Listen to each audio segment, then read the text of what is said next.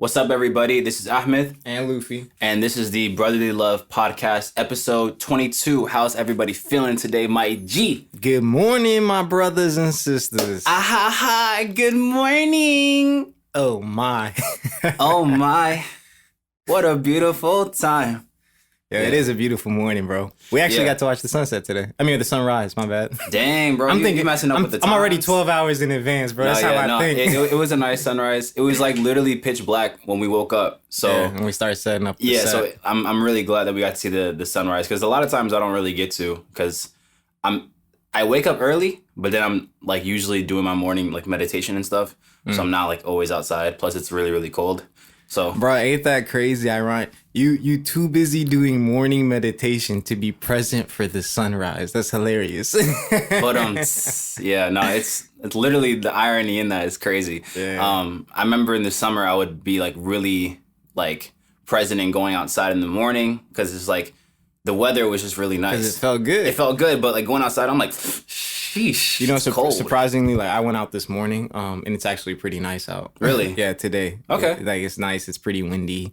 It's gonna get up in the 60s today. Oh, 60s? Yeah. Bro, say less. And we're saying this on Christmas Eve. That's subtle benefits of global warming. You feel me? Gambino marked it on the spot. Like he knew way before. I mean, everyone knew beforehand. He made a song called "Feels Like Summer." Oh, okay. And that whole point was about global warming, even though it sounds like a really good summer song. Oh, okay. Yeah. Did he release it in the wintertime? Nah. That would have been hilarious. Yeah, it would have been. He released it when, do you remember when we went to Mexico? Yeah. Alhamdulillah and mashallah, by the way, because that was a really fortunate trip. But he released it when we were over there, and I was listening to it. I was like, this is a really good song. Yeah. Yeah.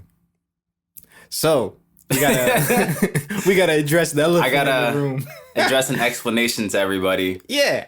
Why we've been on hiatus for a little bit. Yeah, it was only like 2 weeks, but it still feels like a while, because like, you know what I'm saying, like when we first got back into it, it's like, oh yeah, we're gonna have consistency, and then that just happened, and it was wild. Y'all know exactly what takes 2 weeks, right? Oh, please stop. Okay, pretty much to address the elephant in the room, unfortunately, I got COVID.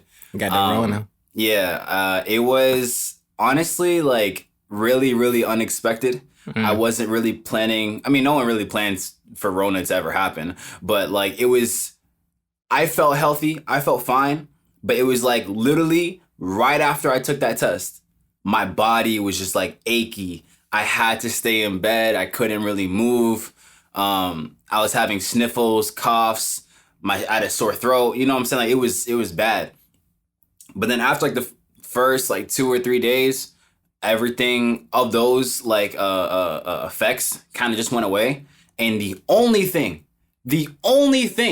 that really like upset me is not having the ability to taste or smell anything. That was literally the worst thing. Like, bro, when y'all gave me like the cooked food, bro, it looked bomb. It looked so good. I'm like, oh, this looks so good. Potatoes and beef. Oh, say less. I'm eating it. It just tastes like mush. I'm just like, this is the worst thing. But you know what's crazy? I still remember that meal you're talking about. It was bomb, bro. It was so good. I made that beef and potato dish. It was like, I just looked at it. I was like, I know this is gonna slap. But like as soon as I took the bite, I was like, oh yeah, Rona. So it really, I mean, it taught me a lot. I was gonna say, what was like the number one thing you probably like learned? I think the number one thing I learned was like my sanity, and like having to yeah, you were I was quarantined. I was quarantined in my room the entire time. 2 weeks, yeah, pretty much by yourself. And I had to like, the first while I was like, bro, what am I supposed to do in my room? Like, yeah, I can make music and I can be quote unquote productive, but that's not the time right now. I'm sick. You know what I'm saying? I have the COVID virus. You know what I'm saying? Like, the point isn't to, let me see if I can make the best album of all time. It's like, I need a rest, you know? So I'm like, okay, damn, like, what do I do? So one thing it made me value was like my health, right? Because like, yeah, like I always value my health, but not as seriously as I could have. You know what I'm saying? Like in terms of diet, in terms of making sure I hydrate myself, make sure I get the right vitamins in my system. Honestly, I'm not saying, that was the exact factor that made me get COVID, because I'm pretty sure I got COVID from working at Amazon. Like, I'm 100% sure. But I think a significant factor of why I got COVID was my diet. it was like 50% healthy food, 50% junk food. What do you mean why you got it or how it affected you? I would say maybe how it affected me. Like from eating the junk food, it made me realize, oh damn, I'm not taking care of my health as good as I should be. You know what I'm saying? Like make sure I'm eating my vitamins, make sure, you know what I'm saying, eating fruit and vegetables. Because when y'all were cooking for me, I was eating just like vegetables and stuff. And then like it tasted good because I was like, it makes my system feel nice. And so I had to kind of find that balance. I was like, damn, like that really was a kind of a wake up call. But also in the weirdest way, like right before I got COVID, I was questioning a lot about my life. I was questioning like, yo, like God, like I don't even feel like I have a direction right now. I just kind of feel like I'm going with the flow. You know what I'm saying? But when COVID kind of just hit me, it pretty much made me had to realize like you have to revalue the things that are important in your life, which is family, which is love, which is like the literal self-care of my own self, like mentally too. Like I can't be stressing about other people when I haven't taken care of myself first. So it taught me a lot in that 2 week span. And I feel like, I mean, now I'm COVID free, like alhamdulillah, which is like, it's actually kind of rare because most people still have COVID in their system for months. But after 2 weeks, I was straight. So I think the biggest lesson of it all was just like, you have to really prioritize yourself before anything. Yeah.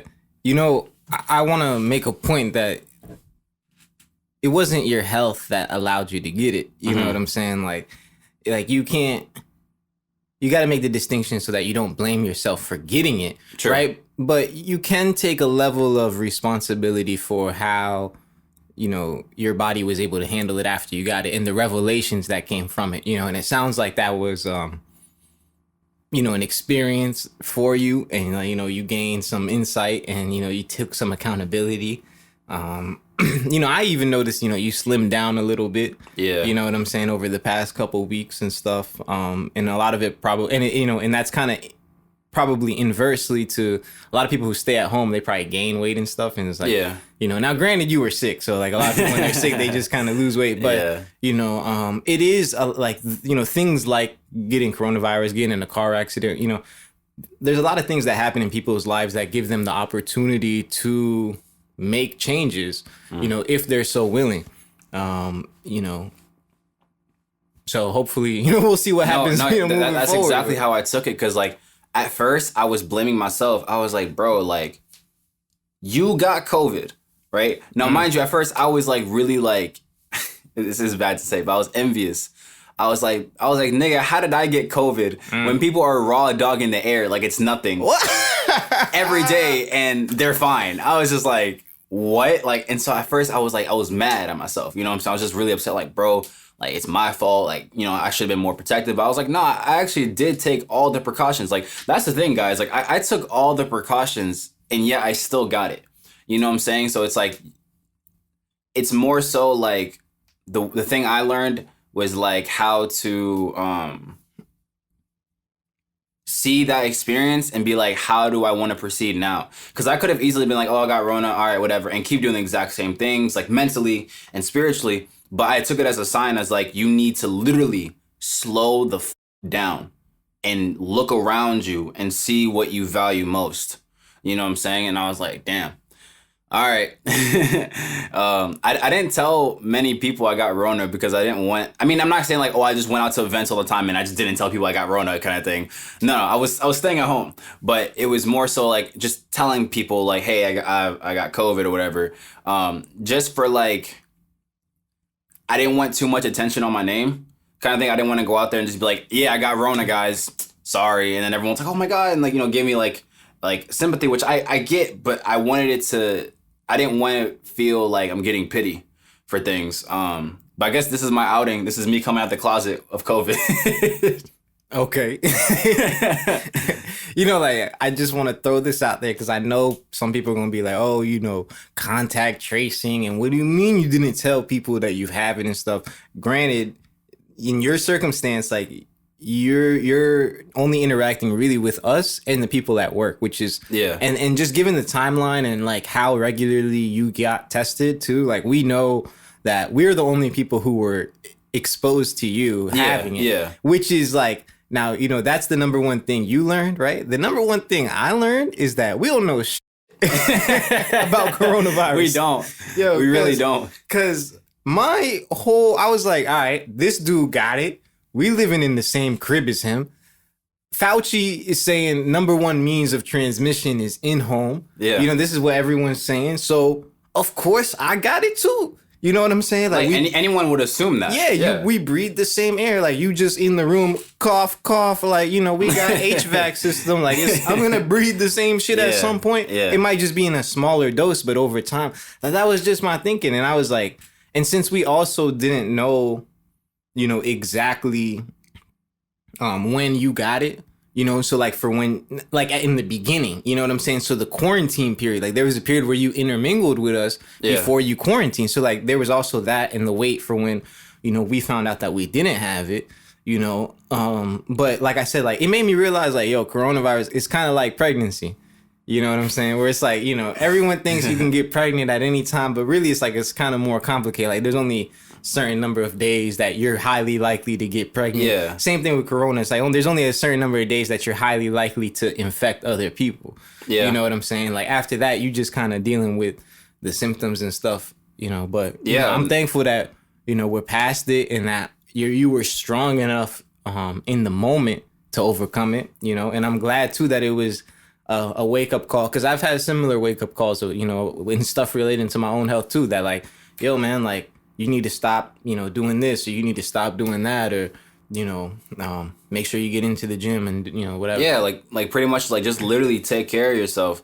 But in terms of alluding, like people are like, oh, why didn't you tell anybody? It's like I only told people that like are literally in my either obviously immediate family, but also like really, really close friends. I wasn't out like just telling everybody in the phone like, yeah, I got COVID, because it was just like, this is more so a personal thing. I'm not interacting with anyone during that 2 week for actually like 4 weeks, a whole month actually. I'm pretty sure I did not see anybody, just for the safety of myself and my family. I was like, I'm not about to risk that again.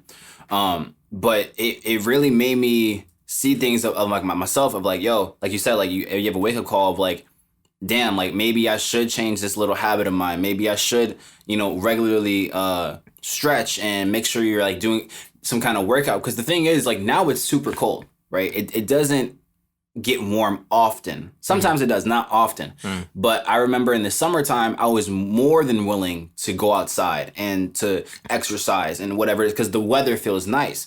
But naturally, when it's colder, you want to stay inside. But the thing I'm trying to combat is that if I feel lazy or whatever, it's like, yo, just do some push-ups, do some ab workouts, do something so that your blood can be flowing and your body can appreciate that, instead of like sulking and pretty much feeding into the seasonal depression, because that's a factor of it. When you're not working out regularly, when you don't have as much sunlight, when you're not interacting with family, your friends, it can really put you in a loop. You know what I'm saying? Make you just feel like you're in a spiral of abyss in a way. Yeah, I actually heard, I'm not sure, but I heard that, you know, large percentage, like nearly 80% of people basically who got COVID have a vitamin D deficiency. Yeah. You know, that's definitely, that can be a definite and I believe it. And, you know, and especially if you think about the way that most people live their lives, and granted, like you said, again, going into the winter, you have less, it's not like there's vitamin D is gone, like the sun is gone, but you have less opportunity for it. You know, as the earth tilts and like that, the strength of the UV rays delivering that yeah, I don't know the science, but you know, I'm close. Like, you know, I'm close. The strength of it is less in the winter. You know what I'm saying? So like, you probably need to be outside for longer to get the same amount, and there's even less sun at that time. So it's like it makes it even harder. And then everyone's working in the office. You know what I'm saying? They're inside because it's cold and stuff like you said. So like it kind of exacerbates a lot of these things. And it's like, it's funny because like for me, I find like in the winter, I also get seasonal, you know, depression and stuff. I gotta fight it and be like, yo, man, just smile, bro. I think of that Duval. Smile, bro. Smile. You gotta kind of go through it, but I understand. Continue. Yeah, but you know, like going to the working out thing, like for me, like especially in the winter time, like specifically in the winter, I love to get my workout like very early. when it's like cold. I like to just get out of bed, not even think about it, and go do it. And like the crazy thing is like once you're in the middle of it, you realize like this is gonna be one of the best parts of your day. Like when I was, so for instance, like yesterday I went outside for a run, right, in the morning, and like I got to see the sunrise while I was running. You know what I'm saying? It's like I go out and it's dark out and like I'm not even thinking, but then I'm like, you know, 2 miles in and my brain starts like slowly, oh, okay, I'm starting to wake up. You know what I'm saying? You know, 3, 4, whatever, however many miles. Like by the time you finish, like, especially like if you know, you don't really push yourself too hard, it's an easy short run, you know, you feel so good at the end. You feel like, wow, like this was an amazing start. And it's just the start to my day. Like I have a little sweat built up. Everyone's still inside. There's a huge ego portion too. Oh no, yeah, because you feel like you're on your you're like, yeah, I'm that nigga. Yeah. I'm that nigga. Bro, Yeah. Like, and that's the thing that people like when they're like, oh, I remember like how did I got addicted to working out when I was in college. The number one thing I remember was like, I was like, yo, when I went to college, all these kids were like better than me academically and financially, so whatever, like, and I felt like socially this, that, whatever. But I realized that I could outwork a lot of them. You know what I'm saying? And the number one, the first way I saw it was I was willing to wake up and go to the gym at 7 and be done and showered and everything, heading home while kids are going to their first class, and I would look at them and it would be the highlight of my day, looking at these kids going to their 9 a.m. classes and they just look done and exhausted and they look like they're not even awake, and I'm just coming back, I'm hype as shit because I just did a new PR in the gym. I already got my workout in, I already read, like, you might kill me the rest of the day, but I got a head start on you, and it's gonna count for something eventually. Bro, you hit the nail on the head on that, because that reminds me when pre-COVID, obviously, but when I was in college, in my junior year, I took a big accountability on my health. So because I worked at the gym, I would always work there in the mornings and stuff. And luckily, literally, like, imagine if here is my dorm, here is the job. It's literally across the street. It's 5 minutes, not even that long. You know what I'm saying? So the days I didn't work, even though it's mad early because the gym opens up at 6 a.m, I would be one of the first people in there, work out for like an hour and a half, go back, shower, make myself breakfast before my like 10:30 class. And even at my 10:30 class, bro, mind you, like while I'm preparing and stuff, I'm reading, making sure I'm meditating, make sure I'm in the zone. So when I'm leaving, bro, I be listening to music and just dancing. I'm just vibing. And everyone's just looking at me like, bro, what is this nigga on? you smoke a little bit?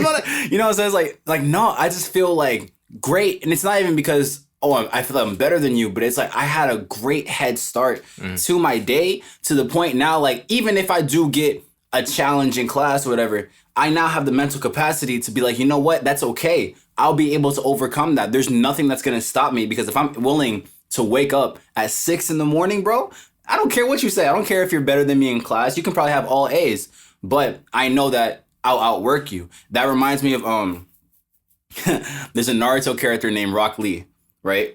And so everyone can do this thing called ninjutsu, which is like pretty much you can make chakra like either get out your hands. You can do like some kind of performance in a way. Okay. Right? Rock Lee couldn't. He couldn't do any of the things that anyone else could do. The only thing he could do was fight with his hands. That's the only thing he could do, right? So everyone was just like, man, Rock Lee, you're weak, you know, whatever it is. But this man would be doing like crazy exercises to outbeat them. So like, it would be like, if he's training with his sensei, he's like, give me 100, you know, those headstands thing, or like whatever, like you're like, headstand push-ups. Headstand, he would do 100 of those. Going ham. He does like 20 miles a day. You know what I'm saying? Like he's going ham. And there was a point where there was a fight and no one was expecting him to be this quick. But because he outworked everyone else, he was able to get it. Yeah, man. That's the edge. You know what I'm saying? Like that's something that you can always, if you feel like you have nothing else, you can always feel like you have your ability to work, you know? Dang, it was something I was just about to say. I forgot. You're good. It's when you were telling that I was trying the to Rock Lee thing. Yeah, I was trying to pay attention about. It was something you said before it. I was talking about Rock Lee. I talked about the students in class. Like I wasn't seeing it as like I'm better than you, but I had a better head start. I was talking about no matter the challenges, I'll be able to face it because I woke up at 6 a.m. I'm not sure if that clicks Yeah, for you. yeah. Okay. You know, it's like, oh, now I remember what There it we was. go. Yeah, I remember what it is.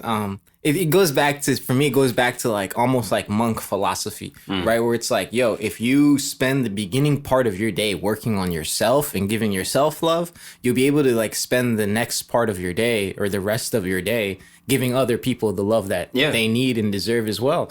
You know, so it's like, all right, I'm going to spend, you know, and that's why you need to wake up early, 6 a.m., 4 a.m., 3. It doesn't matter the time. Like, just wake up earlier than you're used, like, than you need to. That's the most important thing is I feel like a lot of people, it's like, oh, they have work at 9. That means I need to get up at 8. 8:30 or something. Why like that. does you having work at 9? Yeah, that means you need to be up by 8, but you probably want to be up by 5. You know what I'm saying? So that you can read, you can meditate, you can journal, you can go on a walk. You can mentally prepare Yeah. for that day? Because the thing is, and a lot of people don't want to admit it, but like, yo, life's a challenge, bro. Every single day to have to combat the evilness that not only resides in the world, but also sometimes in your heart. It can really take control of you. Like I said, for example, Kid Cudi, right? When Kid Cudi was first starting up and he was chasing his dream, you could see that, you know, he was dealing with a lot of pressure and a lot of like darkness inside of his heart. And it's like, it can really, really consume you. So like for me, it's like, you know, a lot of times everyone's like, no, I'm strong. I'm tough headed. I can do whatever I want and I can keep going. That's fine. That is perfectly fine. I believe you. But at the same time, I also know to wake up every day and to give it your 100% every single day and to say, you know what, today I'm going to choose to do good and I'm going to choose to do these great habits for myself, even though you don't want to, right? Initially, you don't want to. That is courage and that is strength right then and there, 100%. You know, those two things in my daily affirmations, I try to say every day. My intention for today is to be a slightly better person than I was yesterday. My intention for today is to do more right than wrong. I feel like those two are really powerful because the first one, yes, we're going to strive to be better today, but I'm going to be realistic. I only want to be a little bit better today than yes. What can I reasonably expect of myself? Yeah. I'm not trying to, I know I'm not going to change the world and poverty and cure cancer by 4 p.m. All right. So I have to ask of myself, like, all right, where are some small things that, and these are just small intentions that you set, but it sets you on the right path. And then my intention is to do more right than wrong. It acknowledges the fact that, like you said, I am going to do wrong. I'm the source of a lot of wrong. Yeah. But as long as I keep in my mind that I'm trying to consciously do good, hopefully subconsciously, I'll do more good than wrong. Yeah, no, I agree. Like, I think, and this relates to me as well. Like, I'm not no exception of this.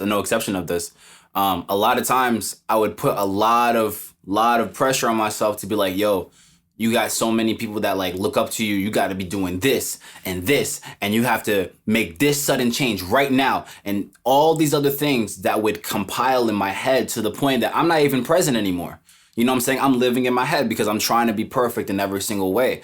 But just the fact that, like, let's say, for instance, yesterday I did all these things, whatever it is. But let's say, for instance, yesterday I didn't meditate, right? And today I'm like, you know what? Today I'm going to meditate and journal. That is something that you're doing slightly better than you did yesterday. You're not going to get 100% perfect, but the fact that you have a habit and you continuously keep going at that habit, it's to become like you said, like when you would wake up and it's not even a second thing, you just go outside and you run. That's a habit. That's a consistent habit that you have. And what I've noticed also when it comes to like when you really sit with yourself and you really like allow yourself to feel your emotions and then also journal them out and like really be present. Whenever I'm present, it's like a yellow like light in a way. And it feels like it's like right here. So whenever I'm walking, whatever, I can tell not only people are like, this dude is on a different level, but also when I interact with people and I give them that like, hey, have a great day. They feel that. They feel that in their heart. They're like, yo, that's genuine. It's not even a BS, oh, have a good day. Like, it's genuine, like, no, have a great day. Because that is from a place of the universe and God that's allowing you to proceed throughout the day.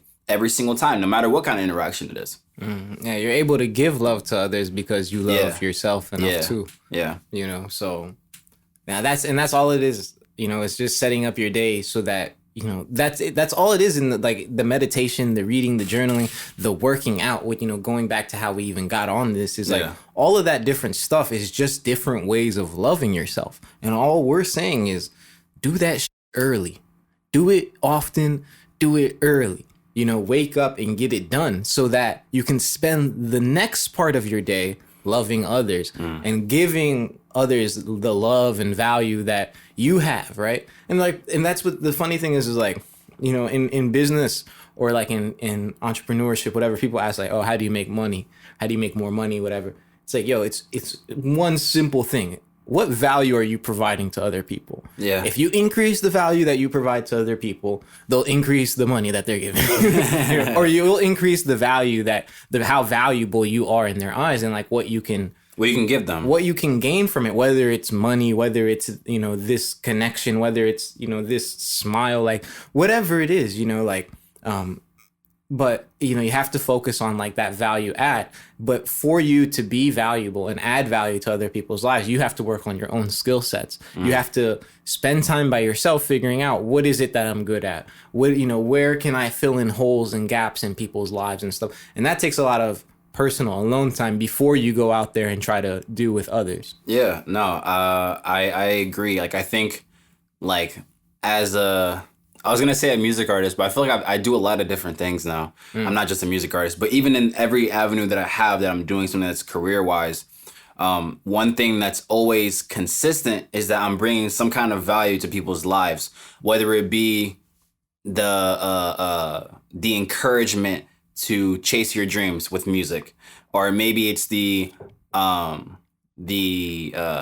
mindfulness of like the podcast when I talk about self-development, or maybe it's for you to really get into spirituality with my spiritual thing. And it's like all those things bring some type of value that I bring to other people's lives. Now, it's not going to be perfect 100% of the time, but like just the fact that I'm willing to look inside myself and see, okay, these are the qualities I really like about myself. These are the qualities I can still work on, but these qualities, let me like focus on them and see how can I really implement this into other people's lives? How can I make it so that when they receive my product or service, it feels like a 5-course meal. Like, you know what I'm saying? Like, and it's delicious and it's juicy and it has all the great seasonings all at once, instead of it being like, here's a McChicken. You feel me? Like, I've actually, I was having a conversation with my friend Dante, and we went to the park and we're just talking. And this is, I was just talking to him. I was like, yo, like, I feel like in terms of my content, I feel like I'm about to hit a breakthrough, but I just don't know what. And so we're just sitting there and it just hit me. I was like, you need to revamp the way that you're presenting your content.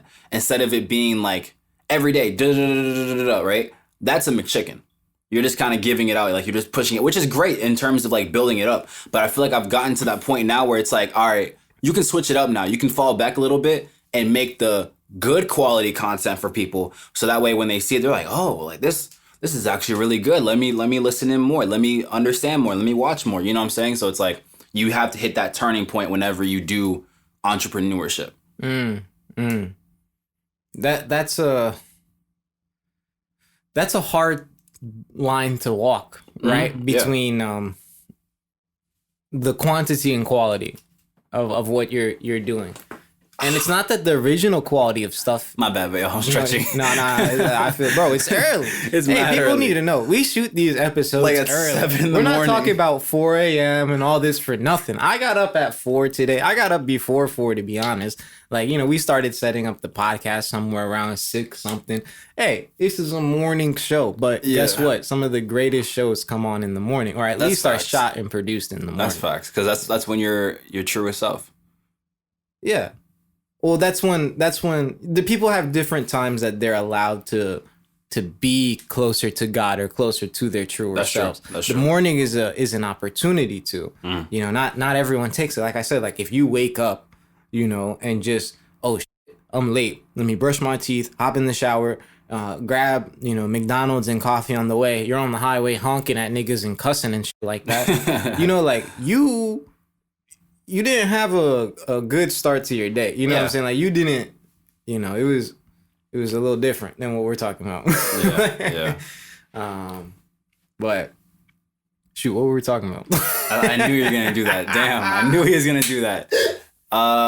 Okay, let's replay back. Oh man. Okay, so we were talking about waking up early in the morning. We talked about how... Damn. Yes, cool. I really forgot. I'm sorry, y'all. That just happens in the conversation. We were talking about revamping content. Yeah, and you said it's a thin line. Yeah. There we go. Thin line between quality and quantity in the content that you're pushing out. And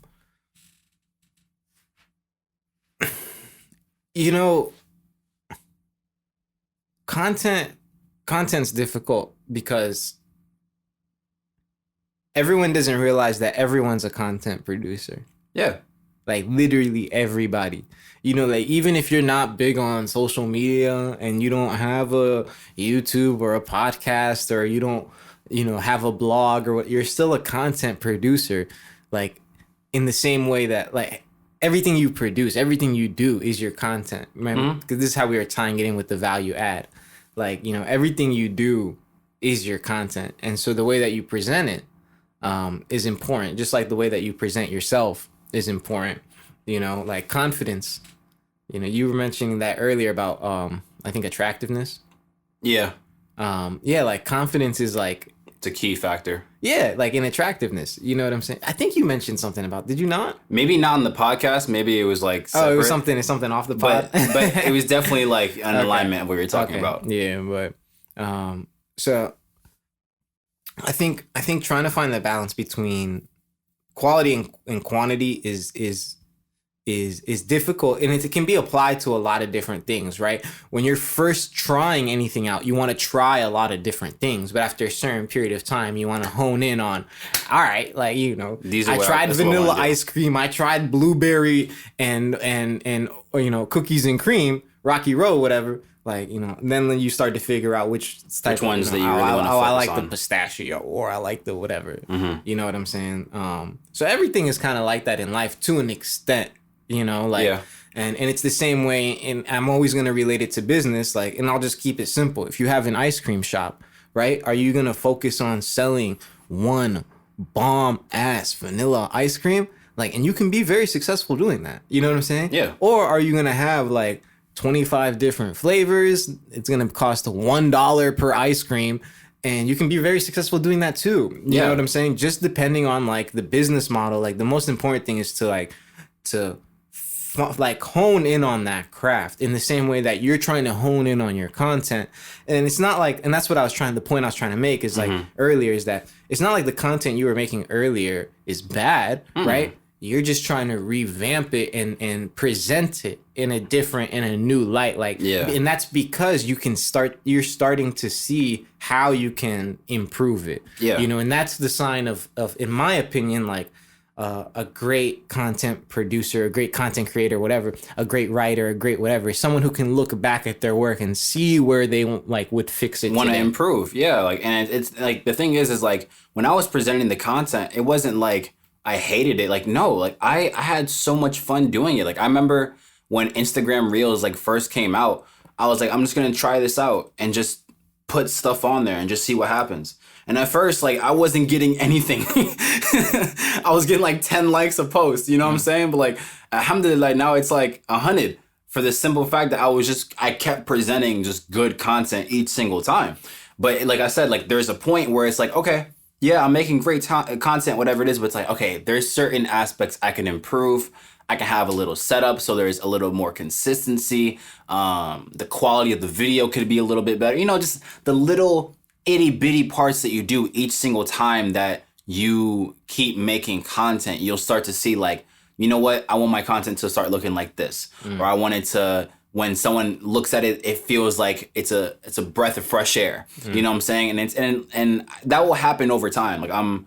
I'm willing to just do what I need to do in order to get there, but I'm not gonna stop because that's what I want, so I'm just gonna wait until I get it. It's no, keep going. You know what I'm saying? Keep doing what you're doing, but always know in the back of your head you have this idea that you're gonna implement. And that's what I also like is that what I used to do before when I was first like, because I've been trying to, not even trying to, but I've been making content since I was like 14. Like whether it was music or trying to do YouTube videos or streaming, like everything. I even tried producing for a little bit. Like didn't work out, but you know what I'm saying? I was still trying to do stuff. But one thing I was telling myself, I was like, don't wait until you get the great equipment to start.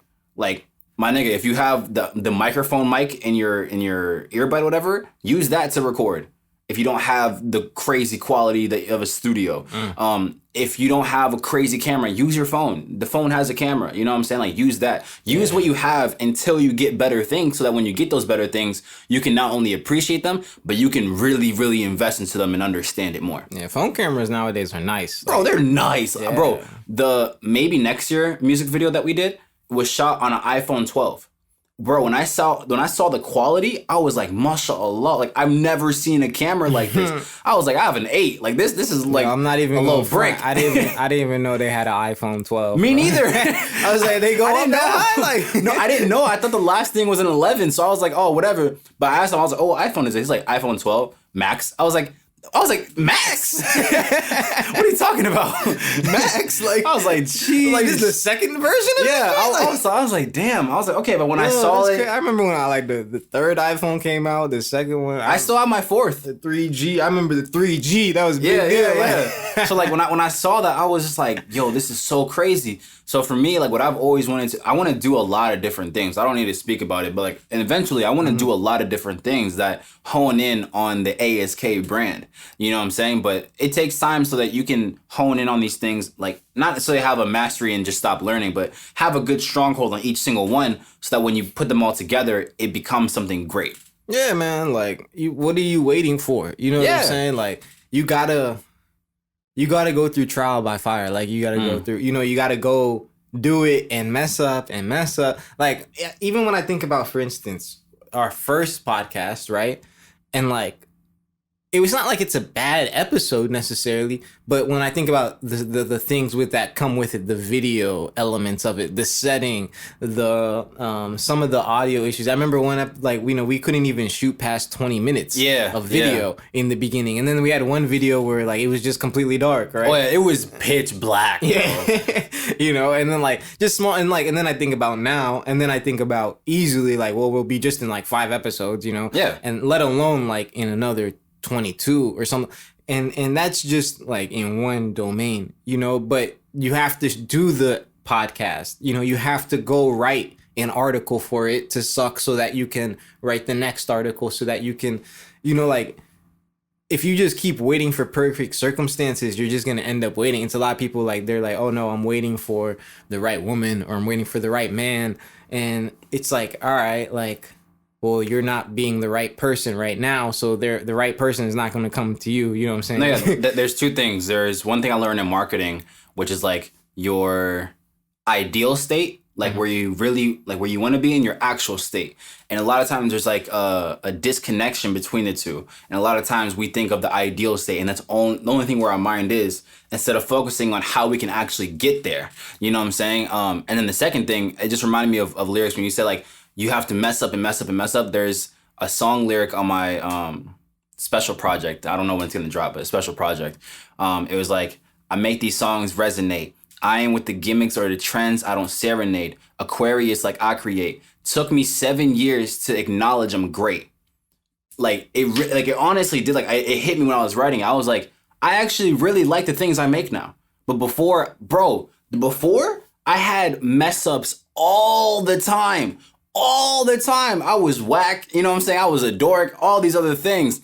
But I was willing to make those mistakes so I can get to now. And it's crazy because I see like my peers like trying to make content, and I'm rooting for them. And I'm like, I want them to succeed. But I also know I'm like, it's going to take you a while to get where I'm at right now because of how consistent I was over 7 years, just to mentally know, no, I'm actually really good at what I do. Mm-hmm.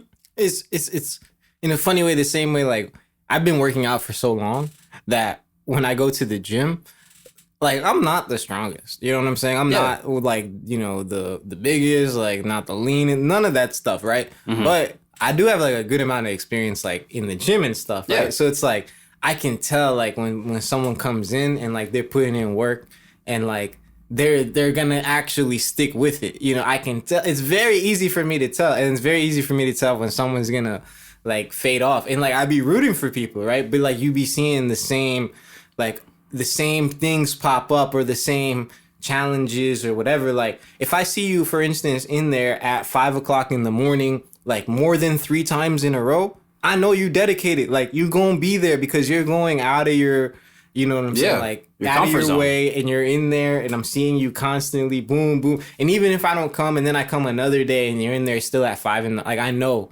like all right, even if I didn't show up, this is your routine. You're doing it, like, you know, because I was there, you know. Yeah. But there's other people too, like you said. It's, you know, same thing with real estate. Like, you know, if someone doesn't make a move, like when we're talking business, for instance, if something doesn't happen within 3 to 6 months, like at most, it's honestly like 3 months. But if it's really like 3 to 6 months, in my experience, they're not going to do something for a while, right? And like I take a huge step back, like in terms of business, because it's like, yeah, right, I like, and that's something.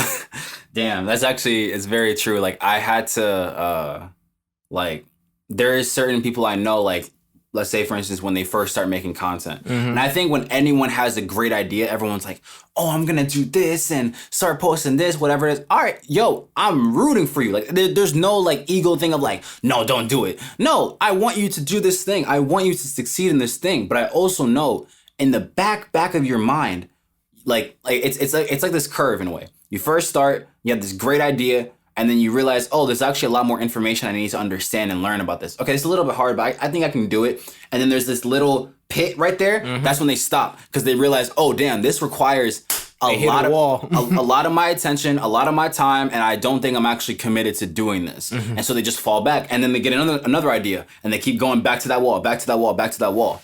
See, it's when they get to that bottom, that's when your why gets tested. That's when it's like, why are you doing this? Really comes out. And if it's not strong enough, then you're gonna stop at that moment. Like and that's why I'm saying, like, I know when someone's going, like, I'll have the initial conversation with someone, right?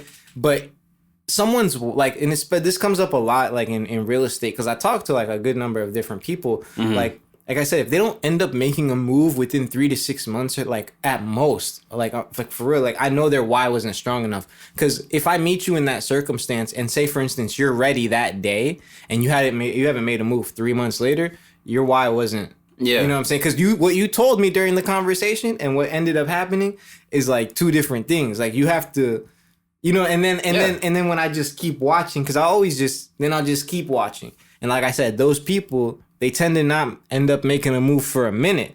Like, you know, in fact, you know, granted, you know, I've only been in this for like 3 years now, right? But like no one who like I had a conversation with who I like didn't believe because they didn't do anything within 3 months.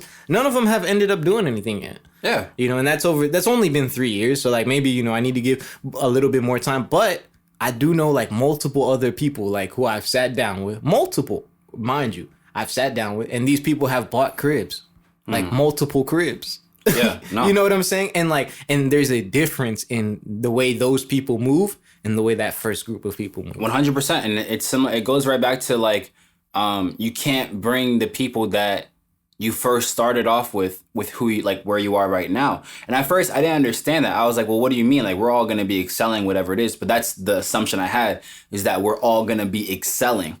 Right. And it's not about like, oh, when your popularity hits. No, it's none of that. It's literally the mental capacity to be like, I'm doing this consistently and I'm going to keep being better because I want to do this. Not because I want fame and not because I want the accolades, but genuinely because I like making this stuff. Right. And so like I was even it's crazy because we're talking about content, but I was having migraines, and the reason I even woke up with the migraine a little bit as well was that I was stressing a lot about like, bro, why didn't you make any content today, bro? Like you didn't post a video. What are you doing? And it's like, calm down. You know what I'm saying? Calm down. I was evaluating what happened in 2020, and bro, mashallah, like so many blessings happened this year. Save it for next episode. Next episode is the end of the year. Oh yeah, episode. oh yeah, that's true. Okay, I'll save that. I'll say that. Yeah. But pretty much, I got a lot of blessings. You know what I'm saying? Amen. Blessed. No, but like, you know, I saw that and I was just like, whoa, like you're really like consistent with what you do. Don't feel bad because you know you had a couple days you didn't do it. It's gonna bounce back. It's always gonna bounce back because you had that why factor of, hey, Ahmed, do you really want to do this because it's for you or because you're catering to other people's needs? And for a while it was that. I was catering to other people's needs. Not until like, I'm pretty sure like this year, like wallahi, you know what I'm saying? And I started to just make things for myself, and I feel like that's when things started to like really work in my benefit. Yeah, that might be a thing that most people, maybe it's just most people I know, and like go through, you know, which is you feel like that social pressure to do certain things for other people's sake, right? Not taking really into account that that's doing them a disservice because it doesn't allow you to bring your full self at the end of the day. Yeah. You know, and like I see that a lot. It came out a lot in college, you know, and it's like a lot of people, when they got into that intro biology class and they were like, goddamn, you know, they got into that intro chemistry class or that intro calculus class and they're like, goddamn, like I can't be a biologist or a doctor or whatever, you know, and like their real passion was like some journalism or whatever, you know, like no dig on, you know, that stuff. But, you know, they found that where they excel didn't fall in line with what they thought was expected of them. You know what I'm saying? And like that's difficult, you know, but at the end of the day, that's really an internal conflict. It's not really an external conflict, you know, because there is no expectations on you. Like no one else can ever place an expectation on you. That's something that I realized because if you submit to someone else's expectation and, you know, excuse my language, but like you're acting like a bitch. Like, you know, like because you're submitting yourself to that. Like if your boss has an expectation on you and you take it personally, that means that you in your mind have submitted yourself to your boss. You know what I'm saying? The thing is, like, I understand. I'm not saying if you like don't ever get upset. Like, don't take it extreme. Okay, you know what I'm saying? But I'm saying, like, I'm talking about like to the point where it's like people having mental breakdowns about, you know, because some people it's like, yo, the expectations at work or the expectations of whatever, it causes them to have a mental breakdown, right, from their family. I think when it gets to that point is when you need to start evaluating how you view yourself in relation to these people who are placing expectations on you. Because it's commonly that the people who are placing expectations on you, you view yourself as less than. Okay. I'll say this because I feel like everyone has been in the position where, in terms of what you're saying, excuse my language, being a bitch, you know what I'm saying? Everyone has put someone else's expectations in their heart to the point where it controls their whole narrative and controls their whole reality. But yeah, I think when it starts to affect your day to day, you know what I'm saying? You're like, oh, but I need to go to this job because this is what my parents will think. Or I need to do this because my wife will think I'm this, or, you know, like things like that. And it starts to add up. You have to really sit with yourself, ask the question like, well, why are you actually doing this? So I just didn't want to push the narrative. I'm like, oh, you cared what other people think ever in your lifetime? You're a bitch. Like, I didn't want to do that. Yeah, and you know, maybe I shouldn't have phrased it in that way. No, but it makes sense. Yeah, like what you said makes exact sense. Like you have to really find the things in yourself that like, yo, no, Ahmed likes this. Ahmed likes doing this. Yeah. I want to do this. I don't care what. Even if it's your, sorry to cut you off. Like, even if it's like your parents and like that's why I was like, it seems harsh, but like if you're submitting your will, like life, to the will of your parents' expectations, you have an unhealthy relationship with your parents. That's true. You know, like, and it's not that people can't give you their opinion on what you should do, but an opinion is very different from an expectation. Like when I place expectations on you, it's undue of me. You know what I'm saying? Like, who am I to like, yeah, there's stuff that I want you to do, right? But you're an autonomous human being. Like, you're an adult, you know, and like, me placing expectation on you comes from me. right? Like you move how you move, right? And now granted, you should take into consideration, of course, if you respect me, like you should, like just like if you respect your parents, just like if you respect your spouse, whatever, like you should take people's opinions into consideration, and how you choose to internalize and that let that opinion manifest into your actions is ultimately like its own thing, right? But the feeling of an expectation ultimately, like I said, comes from like, you know, you got to realize that the only and that's what I'm trying to say is that instead of allowing other people to expect you to provide for your family, for instance, why don't you expect that of yourself? Yeah. And then that way, let that be a healthier relationship, you know, and that way you can hold yourself accountable as opposed to feeling that you're letting other people down. Yeah, no, I see it as like, if I decide to place my own expectations on you, I'm like, Luffy needs to be doing this, whatever. Like you said, like, yo, who the am I to be like, you need to be doing this and this when I'm not actually applying the exact same kind of principles in my own life?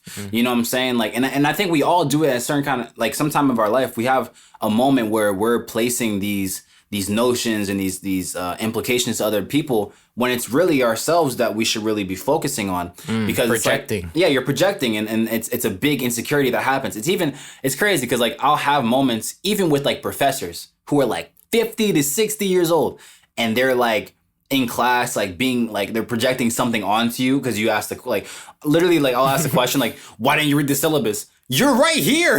You are the syllabus. I'm asking you a question.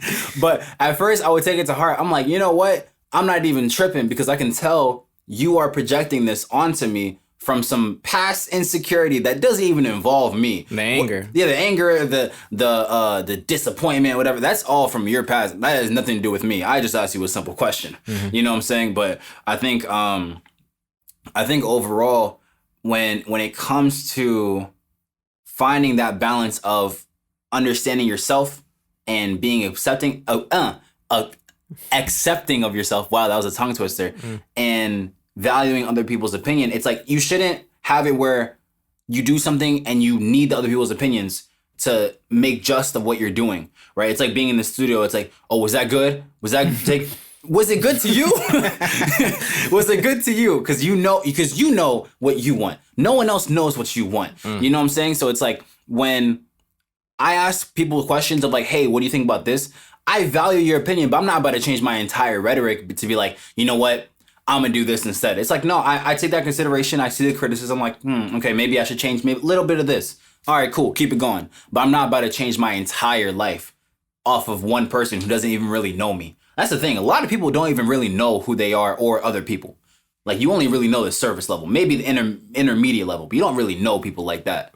Yeah. And that's why I think it's hard to put other like expectations on others, right? Like, when I, like, if I were to place expectations on you, I would end up resenting you because you wouldn't meet those expectations, and for good reason. You know, on one hand, like, did I communicate with you these expectations? Like, did you communicate with me that it's undue of me to place these expectations on you? You know, like, did I explain to you where these expectations are coming from? Like, you know, and it's not like, a lot of times, like, it comes from a good place, right? Yeah. But that's why the quote is, you know, the road to hell is paved with good intentions. Like, you can't just focus on your intentions. You have to a degree.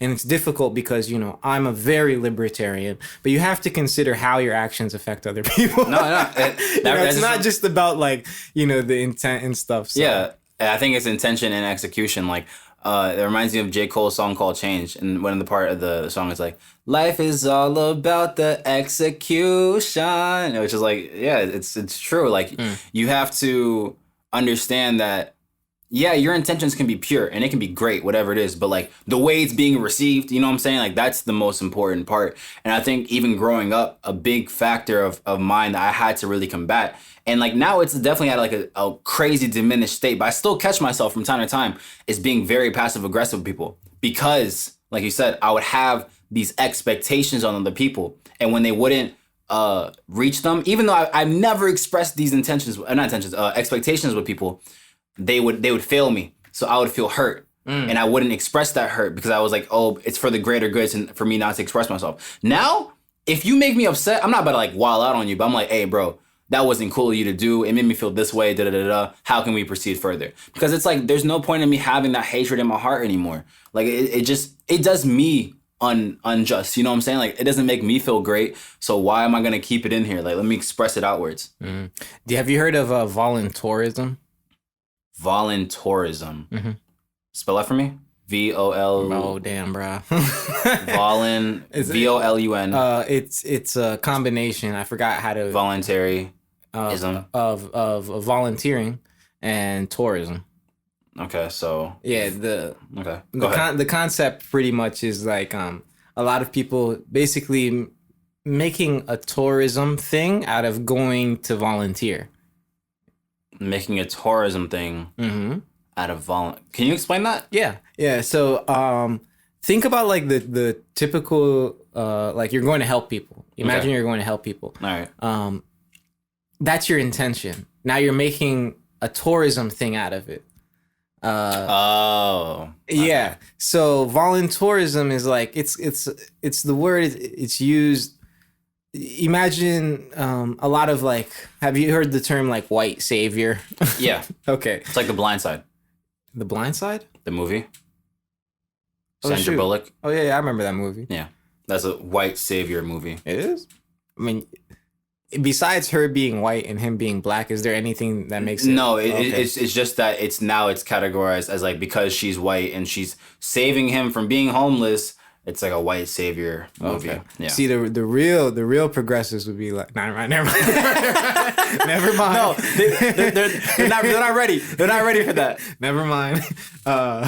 Stick on topic. Stick on topic. So, it's this whole thing about like, when you have the intention of going overseas to like help people and like you're not really helping them. You know what I'm saying? You're taking pictures for Instagram. Oh, yeah. You with a bunch of like, little black kids. Helping little kids. It reminds me of... nothing. Like, I completely get it. You know what I'm saying? Yeah. Like, at the same time, like, you have to be aware enough to say, well, of course, like, if they're in Ghana, it's going to be some black kids, or if they're in Ecuador, it's going to be some brown kids or whatever, and they happen to be white, so you already knew what this was, but the concept behind it is like the same thing. Like you can have the right intentions, and this happens a lot with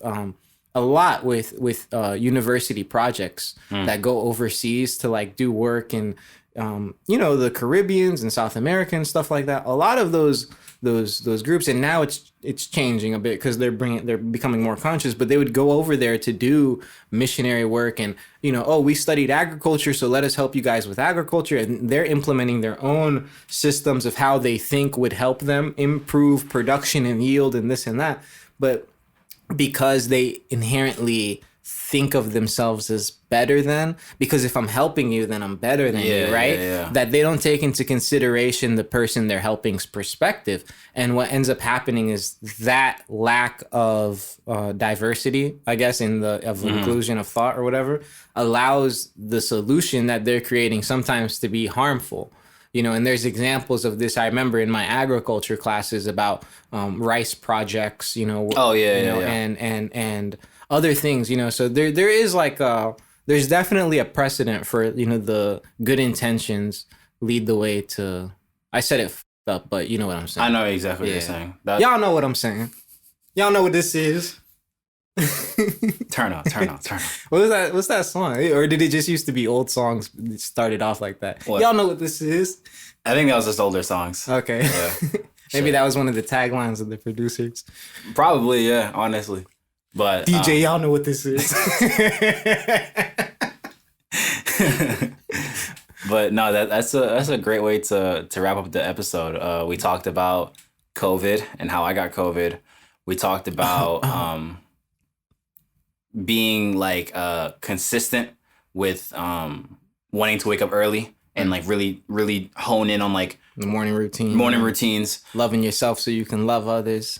We talked about expectations. Yeah, we talked about content. And then we ended it off with voluntorism. Yeah, intentions, yeah, expectations, intentions, and execution. Yeah, execution. But that's a great way to end the episode. Do you have anything else you want to say? Nah. Get ready. Next episode, is our end of the year episode. So Should be very special. yeah. Should be very, very special.